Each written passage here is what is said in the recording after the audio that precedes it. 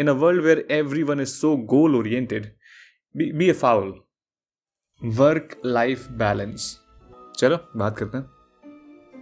So we just watched the first episode of this new show on Telegram, Apple TV, जो कि बात करता है वर्क लाइफ बैलेंस के बारे में. तो एक बार इमेजिन करो अपने आप को एक सिचुएशन में जहां तुमने अपनी जॉब कम्प्लीटली आउटसोर्स कर दी है एंड अब तुम इस जॉब वॉब के चक्कर से मुक्त हो चुके हो and the outsourcing is not costing you any money. But here is the catch, it is costing you 8 hours of your existence. है ना इंटरेस्टिंग? बढ़िया साउंड कर रहा है ना? हाँ मतलब अच्छा माइक है. कहाँ से लिया? PJs aside, here's how it works. तो तुम हमेशा की तरह सुबह उठते हो for your normal 8 hours 9 to 5 job and 9 बजते ही you cease to exist. That's it. For the next 8 hours you don't exist. And as soon as the clock strikes 5 you're back. But where were you for those 8 hours? And तुम्हारा काम कर कौन रहा था? To everyone's disappointment, it was you. After all this time? Always. But ये हुआ कैसे? चलो समझते हैं. So the series we are talking about is Severance, जिसका हमने भी एक ही एपिसोड देखा है. So if you have not watched it, pause करो, एक एपिसोड देख कर आओ. We'll wait for you. हम कहाँ जा रहे हैं? For those of you lazy enough to not go and watch or poor enough to not have Apple TV, we'll explain. Talking about Severance, तो इस शो में what they are basically doing is they are creating 2 separate parts of memory in your brain. Yeah, 2 separate parts of memory. एक जो तुम personal life में use करोगे and एक जो तुम वर्क लाइफ में यूज करोगे. इसका मतलब जब भी तुम अपने ऑफिस में एंटर करते हो तो तुम सिर्फ अपनी वर्क मेमोरी को एक्सेस कर सकते हो and as soon as you are out of your office you can only access the other part of your memory, which is your personal life. So this essentially means कि तुम एक अलग इंसान हो जब तुम जॉब पे हो and a different person when you are not. इसका मतलब जब तुम शाम को 5 बजे जॉब से वापस आते हो, you have no memory of your last 8 hours, which is similar to outsourcing your job except that it's only you and you don't have any memory or backlog. तो सरल भाषा में you are not impacted by your job in your personal life and your job is not impacted by your personal life. है ना? बढ़िया concept. But is it though? Is it any good to create these compartments of memory in your brain? क्या सच में इससे तुम अपनी personal life में ज़्यादा खुश एंड जॉब में ज़्यादा प्रोडक्टिव हो पाओगे?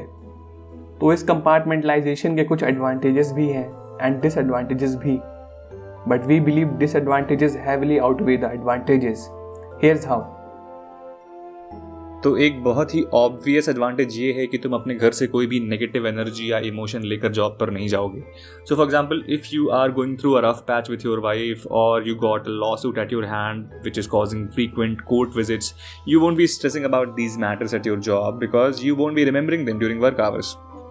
एज अ रिजल्ट आप ज़्यादा प्रोडक्टिवली काम कर पाओगे इन अ मोर फोकस्ड वे, ज़्यादा आउटपुट जनरेट कर पाओगे वगैरह वगैरह.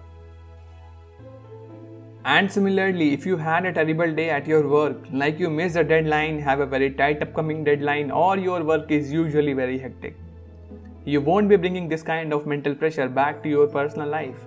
Sounds good, right? Sounds like a very flowery situation. I mean, who doesn't want a life like this? But, and more importantly, एक बार ऐसे भी तो सोचो, just like your negative energies, तुम कोई positive energies लेकर भी अपनी दोनों lives के बीच में transit नहीं कर पाओगे. नहीं समझे? Let us explain. Let's say this one day you are extremely ecstatic at your home. चीज़ें काफ़ी अच्छी चल रही हैं तुम्हारे फैमिली के साथ. And this ecstasy you bring to your work would also help you to perform better. This means अगर ज़िंदगी अच्छी चल रही है, that can supplement your work also. But do you realize that it works the other way around also? मतलब let's say तुमने अपनी job में एकदम फोड़ रखी है, तुम प्रेज किए जा रहे हो काफ़ी सारे सेल्फ इनिशिएटिव्स के लिए which have worked phenomenal for the team. Or you have been awarded with a well-deserved promotion. And we humans bring these positive energies back to our personal lives also. जो confidence तुम अपने काम में और perform करके gain करते हो, the level of self-content and fulfillment you achieve through even a mild success at your work adds more value to your personal lives. तुम in general also life में ज़्यादा confident and fulfilled feel करते हो because you are crushing at your job.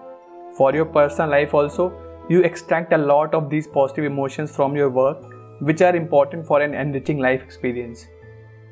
और अगर देखा जाए तो सिर्फ इमोशंस एंड एनर्जीज ही नहीं, तुम अपने काम में कुछ मोटिवेशंस भी तो लेकर जाते हो from your personal life. For example, if you have a family to feed, that's one more motivation to perform better at your job, earn more for your family, save more for the future. these things drive you to do better. And in fact, अगर तुम अपनी job से बिल्कुल भी खुश नहीं हो तो this is one thing that keeps you going. And in fact, this whole concept of work-life balance is majorly flawed. I mean, isn't work a part of life? हमें ज़रूरत ही क्यों पड़ गई इसे लाइफ से अलग करने की? ऐसे तो तुम बहुत कुछ अलग कर सकते हो. बना दो social life balance, family life balance, sex life balance. You keep doing that and eventually you will miss out on true nature of life. जिंदगी की खूबसूरती ही इसके होलनेस में है. तुम इसे टुकड़े में एंजॉय नहीं कर सकते. एंड थिंक अबाउट इट, क्या तुम किसी मील के अलग अलग इंग्रेडिएंट्स को सेपरेटली एंजॉय कर सकते हो? No right, you will have to make a meal out of it. You will have to consume it in its entirety to be able to enjoy it. That's how life works, like a balanced meal, and by developing concepts like work-life balance, we are essentially separating its ingredients from it. Do not fall for this urge of separating different aspects of your life ये सोच के कि तुम उन different aspects को ज़्यादा अच्छे से manage कर पाओगे. You might, but it's coming at a cost. The cost of a more enriching life. And that's why we suggest you all to watch this show Severance, because if it wasn't for this one episode, we might have never given a deeper thought to it. देख कर आओ, सोचो and let us know what you think. Because in a world where everyone is so subscription oriented, keep it like that. Subscribe to us also.